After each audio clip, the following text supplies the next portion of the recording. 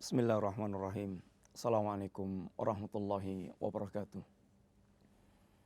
Innal hamdalillah nahmaduhu wa nasta'inuhu wa nastaghfiruh wa na'udzu billahi min shururi anfusina wa min sayyiati a'malina. May yahdihillahu fala mudhillalah wa may yudlil fala hadiyalah. Asyhadu an la ilaha illallah wahdahu la syarikalah wa asyhadu anna Muhammadan abduhu wa rasuluh la nabiyya ba'dah. Allahumma salli wa sallim wa barik ala nabiyyikal mustafa wa ala alihi wa sahbihi wa man tabi'ahum bi ihsanin ila yaumiddin. Alhamdulillah, para pemirsa yang dirahmati Allah Subhanahu wa taala, kembali kita berjumpa dalam kajian silsilah akidah, sebuah kajian yang cukup mendasar untuk kita fahami bersama dalam rangka menjadikan agama kita lurus dan berharga dan berfaedah di sisi Allah Subhanahu wa taala. Dalam kajian yang lalu kita telah sampaikan bahwa di antara alasan penting kenapa setiap muslim kita perlu memperhatikan akidah kita, yang pertama karena akidah merupakan aslun, merupakan pokok, akar dan pondasi sesuatu yang mesti harus ada pertama kali. Masuk akalkah orang membangun tanpa pondasi? Diterima akalkah sebuah pohon tanpa harus ada akarnya? Mungkinkah seorang membangun bangunan di atas gelombang lautan? Tentu tidak akan mungkin. Maka akidah sesuatu yang harus dan kita wujudkan pertama kali sebelum yang lainnya. Oleh karena itulah, dan ini merupakan alasan kedua dalam pembicaraan kajian kita pada hari ini, kenapa kita mesti memperhatikan akidah? Karena seluruh para nabi dan para rasul, ketika kita telah faham bahwa akidah merupakan akar, merupakan pondasi, merupakan perkara yang sangat utama dalam agama ini, maka tidak ada seorang nabi dan rasul pun yang hadir ke tengah-tengah kehidupan umat kecuali mereka mengajak untuk menegakkan akidah tauhid, untuk menegakkan akidah yang sahihah. Dan ini ajakan semua para nabi dan para rasul tanpa kecuali.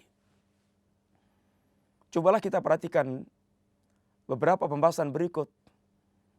Allah Subhanahu wa taala di antaranya menyatakan dalam kalimat yang global tentang semua para nabi dan para rasul, walaqad ba'atsna fi kulli ummatin rasulan an i'budullaha wajtanibut taghut. Dan sungguh telah kami utus pada tiap-tiap umat seorang rasul. Yang setiap rasul yang diutus oleh Allah Subhanahu wa taala ini, apa yang mereka serukan? Seruan mereka semuanya, kata Allah Subhanahu wa taala, an i'budullaha wajtanibut taghut. Hendaklah kalian hanya beribadah kepada Allah Subhanahu wa taala semata. Dan jauhilah oleh kalian tauhid. Dua kalimat yang kalimat ini menunjukkan kalimat tauhid. Ani'budullaha, hendaklah kalian beribadah kepada Allah Subhanahu wa taala. Wajtanibut tauhid, dan jauhilah kalian at-tauhid. Sehingga ajakan untuk memurnikan semua ibadah dan tidak menjadikan satu pun ibadah untuk selain Allah Subhanahu wa taala. Dan inilah dakwah semua para nabi dan para rasul tanpa kecuali. Dalam beberapa ayat secara rinci, Allah Subhanahu wa taala mengisahkan dari dakwah para nabiullah alaihi salatu wasalam. Lihatlah di antaranya bagaimana Allah Subhanahu wa taala berkisah tentang dakwah Nabiullah Nuh. Nabi yang pernah hidup dan menjalankan tugas dakwahnya alfasanatin illa khamsina aman, yaitu 950 tahun. Waktu yang panjang, waktu yang tidak sebentar. Akan tapi apa yang dilakukan Nabiullah Nuh alaihissalatu wassalam dari awal sampai akhir dakwah Nuh dalam rangka mengajak umat ini agar mereka betul-betul menjadi hamba yang mentauhidkan Allah Subhanahu wa taala. Silakan para pemirsa baca dan simak dalam surat Nuh secara utuh bagaimana Allah Subhanahu wa taala mengisahkan tentang Nuh dari ayat pertama sampai ayat yang terakhir. Di antara perkataan Nabiullah Nuh, ya qaumi wa ya qaumku, wa qala an ibudullaha. Allah katakan dalam surat Nuh, inna arsalna Nuhan ila qaumihi an anzir qaumaka min qabli ayatiyahum adzabun alim. Dan telah kami utus Nabiullah Nuh di tengah-tengah kaumnya agar Nuh dia memperingatkan kaumnya sebelum datangnya azab yang pedih. Kemudian Nuh mengatakan, qala inni lakum ya qaumi inni lakum nadhirun ya qaumi wa ya qaumku, sesungguhnya adalah utusan Allah SWT. Ani'budullaha wattaquhu ati'un wa ya qaumku, sesungguhnya adalah utusan Allah SWT, maka sembahlah Allah SWT dan bertakwalah Anda kepada Allah SWT, wa ati'un, dan taatlah Anda kepadaku.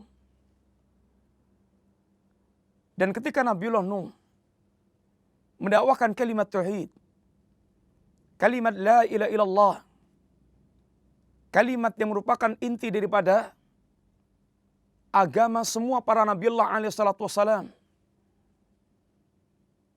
maka reaksi datang dari kaumnya bukan karena Nuh ingin merongrong kekuasaannya, bukan Nuh karena berakhlak yang buruk, bukan karena Nuh ingin merebut harta mereka, akan tapi reaksi datang dari mereka karena dakwah Nuh yang mendakwakan tauhid. Maka mereka mengatakan, maka dikatakan Allah SWT, wa makaru makran kubara, dan mereka membuat makar yang sangat besar. Wa qalu la tadarunna aliyatakum wala tadarunna waddan wala suwa'an wala yaghutha wa ya'uqa wa nasran. Bagaimana ucapan para tokoh-tokohnya dalam menentang Nabiullah Nuh, wahai kaumku, janganlah kalian biarkan sesembahan-sembahan kalian. Jangan kalian biarkan Wat, Suwa, Yaghus, Ya'uq, Nasran yang merupakan sembahan mereka yang mereka sembah, yang mereka merasa terancam dengan dakwah tauhid yang disampaikan Nabiullah Nuh alaihissalatu wassalam. Nabiullah Nuh bagaimana mendakwahkan kaumnya dari awal sampai akhir berkaitan dengan masalah tauhid. Nabiullah Ibrahim alaihissalatu wassalam, Imamul Muwahhidin, Khalilullah, Khalilur Rahman, bagaimana Allah kisahkan panjang lebar dalam ayatnya yang mulia yang bertebaran dalam berbagai macam surat, berkisah tentang dakwah Nabiullah Ibrahim alaihissalatu wassalam. Bagaimana Ibrahim dia berdakwah kepada ayahnya sendiri. Bagaimana Ibrahim dia berdakwah kepada rajanya. Bagaimana Ibrahim dia berdakwah kepada kaumnya. Bagaimana Ibrahim dia hingga menghancurkan patung-patung mereka. Bagaimana Ibrahim membuat dialog yang membuka pemikiran sesat mereka, hingga mereka membuat keputusan eksekusi kepada Nabiullah Ibrahim alaihissalatu wassalam berkaitan dengan dakwah tauhid yang disampaikan Ibrahim. Bukan karena Ibrahim mengancam kekuasaan, bukan karena Ibrahim berakhlak yang buruk, bukan karena Ibrahim akan merampas harta kekayaan mereka. Akan tapi semua reaksi yang muncul tersebut karena Ibrahim yang mendakwahkan kalimat yang agung, ini kalimat tauhid yang merupakan solusi segala kehidupan manusia berkaitan dengan kerusakan yang menimpa manusia. Nabiullah Musa bagaimana Nabiullah Musa alaihissalatu wassalam dikisahkan Allah Subhanahu wa taala, kisah yang cukup panjang dan banyak bertebaran di berbagai macam ayat. Bagaimana Allah Subhanahu wa taala mengutus Musa yang Allah sertakan kepadanya Harun agar mendakwai Fir'aun. Dan Musa bukan dalam rangka untuk merebut kekuasaan Fir'aun. Dan Musa bukan dalam rangka untuk menghancurkan dan menjatuhkan Fir'aun. Akan tapi Musa datang kepada Fir'aun dalam rangka mengingatkan tentang Allah Subhanahu wa taala agar Fir'aun menjadi hamba Allah dan tidak menyombongkan diri kepada Allah Subhanahu wa taala. Idhaba ila Fir'auna innahu tagha. Wahai Fir'aun, wahai Musa dan Harun, datanglah Anda berdua kepada Fir'aun karena dia telah melampaui batas. Dia yang mengatakan ana rabbukumul a'la. Aku adalah Rabbmu yang paling tinggi. Dan Musa ingin mengingatkan kepada Fir'aun bahwa Fir'aun merupakan satu di antara hamba Allah. Dan agar Musa mengingatkan tentang Allah Subhanahu wa taala sehingga Fir'aun mau ingat kepada Allah, sehingga kembali kepada Allah SWT sebagai seorang hamba dan menanggalkan pakaian kesombongannya. Ini dakwah tauhid yang diusung oleh Musa dan Harun ketika menghadap Fir'aun. Demikian pula apabila kita membaca surah Al-A'raf, surat yang banyak menceritakan dakwah para Nabiullah alaihissalatu wassalam. Di sana diantaranya Allah menyebutkan tentang Nuh, kemudian tentang Hud, tentang Saleh, tentang Syuaib. Maka Allah katakan diantaranya, laqad arsalna Nuhan ila qaumihi. Telah kami utus Nabiullah Nuh kepada kaumnya. Telah kami utus Nabiullah Nuh kepada kaumnya. Apa yang dikatakan Nuh? Qala ani'budullaha ma lakum min ilahin ghairu. Qala ya qaumi ibudullaha ma lakum min ilahin ghairu. Wahai kaumku, sembahlah Allah Subhanahu wa taala yang tidak ada ilah selain Allah. Sembahlah oleh kalian Allah Subhanahu wa taala yang tidak ada sembahan yang hak selain Allah Subhanahu wa taala. Ini ucapan Nuh. Wa ila Adin akhahum Hud. Adapun kepada kaum Ad, Allah utus Nabiullah Hud. Qala ya qaumi ibudullaha ma lakum min ilahin ghairuh.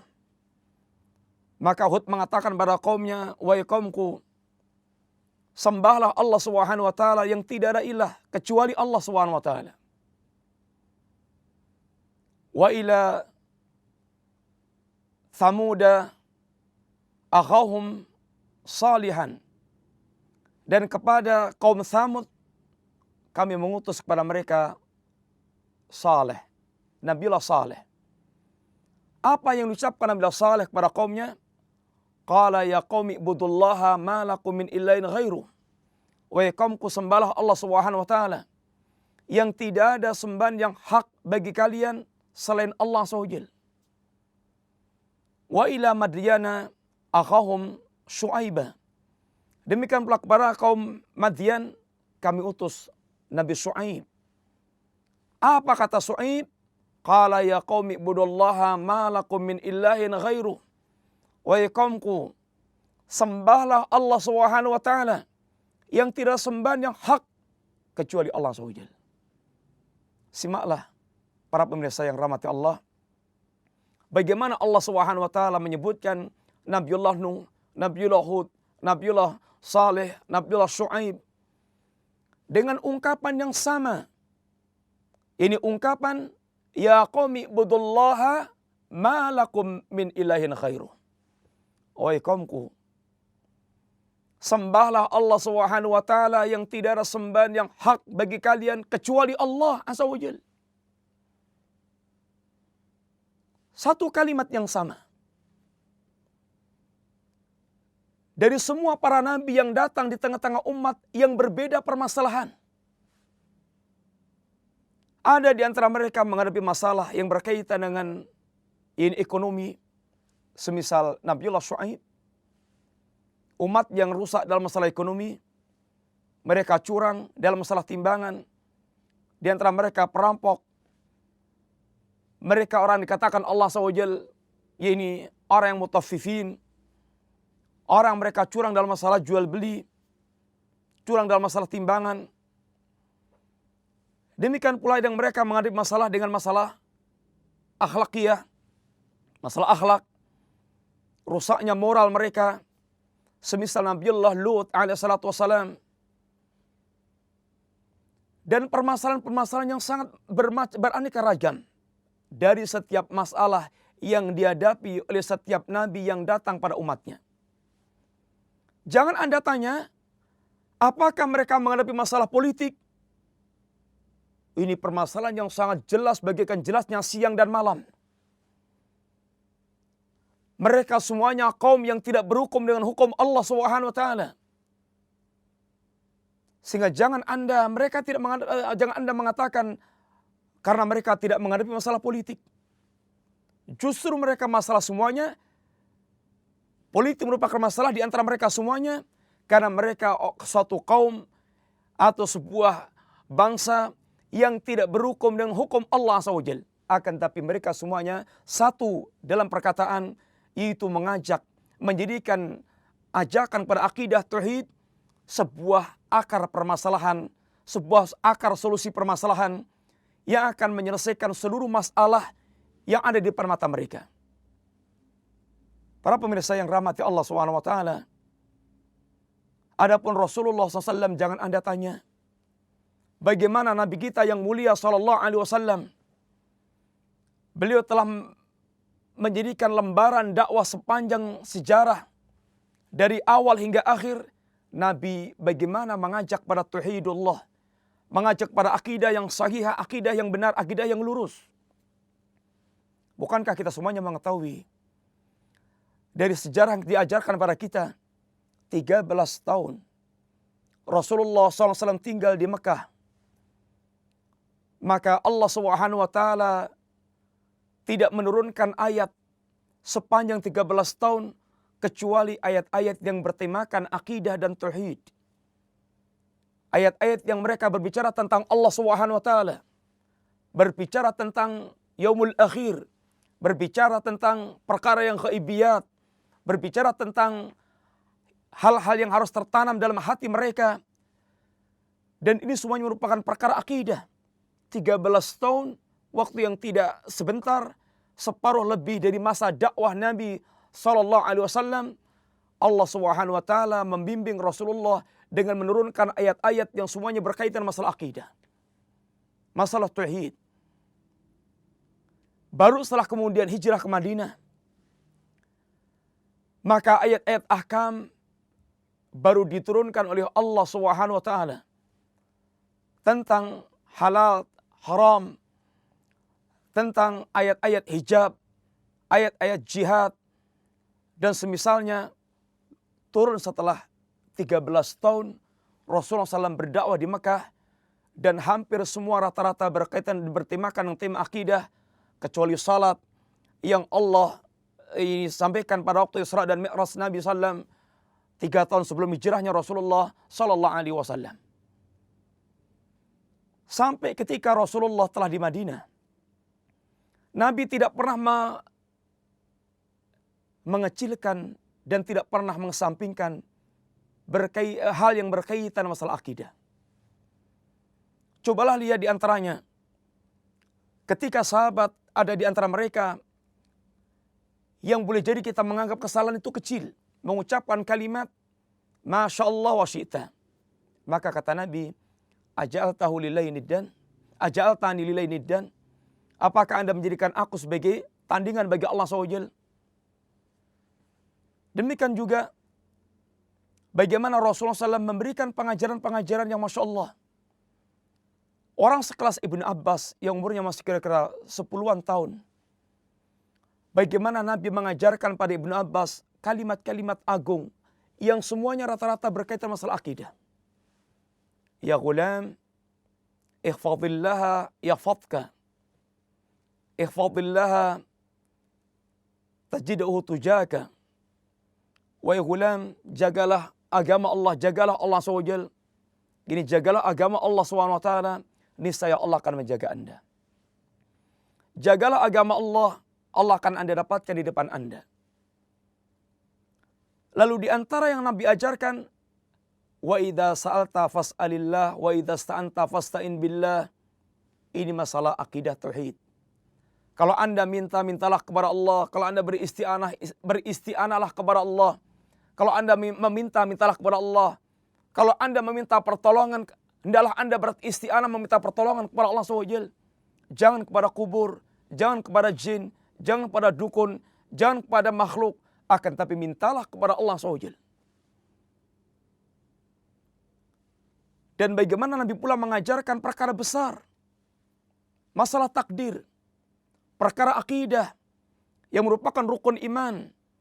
Yang apabila orang tidak memiliki rukun iman, yang memiliki rukun iman ini iman pada takdir, tidak akan diterima seluruh amal dia. Maka Nabi katakan kepada Ibn Abbas, walawit tama'at al-ummah, seandainya umat itu mereka bersepakat ala ayang fa'uka bisyai'in, untuk mendatangkan sebuah kemanfaatan bagi Anda, lam yang fa'uka illa bisyai'in qad kataballahu laka. Maka manfaat perkara itu tidak akan datang kepada Anda, kemanfaatan tidak akan sampai kepada Anda, kecuali apa yang telah ditetapkan Allah untuk Anda. Demikian pula, seandainya mereka ini bersepakat, istama'u ala ayadurruka, seandainya mereka ini bersepakat untuk menimpakan madarat kepada Anda, maka lam yadurruka illa bisyai'in qad kataballahu alaik. Anda tidak akan mendapatkan madarat kecuali yang telah ditakdirkan Allah menimpa Anda. Ini merupakan akidah berkaitan masalah takdir.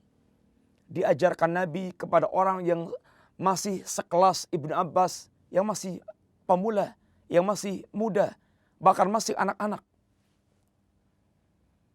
Demikian pula bagaimana Rasulullah SAW sampai menjelang wafatnya tidak pernah meremehkan masalah akidah. Para sahabat diriwayatkan diantaranya 5 hari sebelum Rasulullah SAW meninggal, Nabi sempat mengingatkan kepada umatnya, ala wa inna man kana qablakum kanu yattakhiduna qubur anbiya'i masajida, ala fala tattakhidu qubura masajida fa inni anhaakum an dzalik. Kalimat yang isinya merupakan peringatan agar umat tidak terjatuh dalam kesesatan dan dalam kesyirikan. Ketahuilah, sesungguhnya umat sebelum kalian mereka telah menjadikan kuburan para nabi mereka sebagai masjid, sehingga mereka menjadikan kuburan sebagai masjid. Mereka terjatuh dalam imma bid'ah wa imma syirik. Bahkan mereka sampai menjadikan atau menyembah kepada kubur-kubur yang mereka bangun. Maka janganlah kalian menjadikan kubur-kubur kalian sebagai masjid. Sesungguhnya aku melarang kalian dari perkara yang seperti itu. Menjadikan kuburan sebagai masjid, imma dia akan terjatuh dalam bid'ah, wasilah yang akan mengantarkan kepada kesyirikan, atau sampai nanti dia telah terjerumus dalam perbuatan kesyirikan. Sehingga Nabi menutup segala celah yang akan menjadikan umat terjatuh dalam perbuatan kesyirikan. Dan tentu sangat banyak kita dapatkan insyaAllah bagaimana Rasulullah SAW menutup celah-celah pintu terjerumus umat dalam perbuatan kesyirikan yang merupakan kesesatan dalam akidah. Ini menunjukkan perhatian sangat besar beliau berkaitan dengan masalah akidah tauhid. Dan akan saya tutup dengan sebuah kisah yang dimuat dalam riwayat Imam Bukhari, di mana Rasulullah SAW pernah mengatakan kepada Jarir bin Abdillah, ala turihuni andil khalasah. Wahai Jarir, maukah anda mengistirahatkanku dari Dzul Khulasah? Dzul Khulasah berhala yang ada di Yaman dan disembah oleh penduduk sekitarnya. Maka Rasulullah SAW merasa tidak pernah tenang hatinya begitu mendengar di mana ada tempat yang Allah Subhanahu wa taala masih disekutukan oleh manusia.